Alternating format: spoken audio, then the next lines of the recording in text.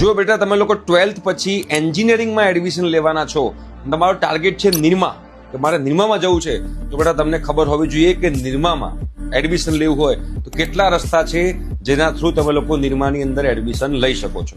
Because સવાલ છે તમારા કરિયરનો, તમને બેટા આ વાત ખબર હોવી જરૂરી છે.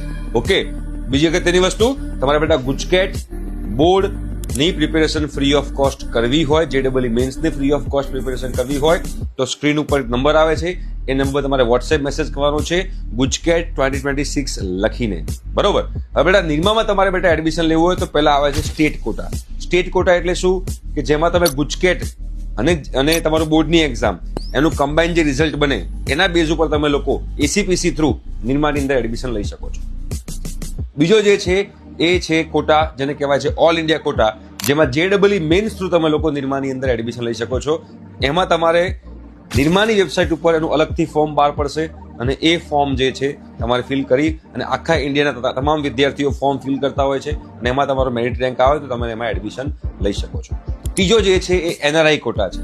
NRI કોટામાં લગભગ ફીસ બહુ હેવી હોય છે, બરોબર છે, પણ NRI કોટામાં પણ એવું નથી હોતું કે તમે લોકો ડાયરેક્ટ ગયા અને પૈસા આપશો એટલે એડમિશન થઈ જશે. ના, એમાં પણ JEE મેન્સ નું મેરિટ થાય છે. બીકોઝ તમે જો કેપેબલ છો નિરમાની અંદર પૈસા ભરવા માટે, એવા તમારા જેવા ઘણા બધા લોકો હોય છે કે જે આ પૈસા ભરવા માટે રેડી હોય છે. તો જેટલા લોકો NRI માટે એપ્લાય કરે છે એનું પણ JEE મેન્સ થ્રુ મેરિટ બને છે અને એમાં તમારો મેરિટમાં નંબર આવે તમે લોકોને એડમિશન મળી શકે છે. ઠીક છે, તો આ 3 રીતે તમે લોકો નિરમાની અંદર એડમિશન લઈ શકો છો.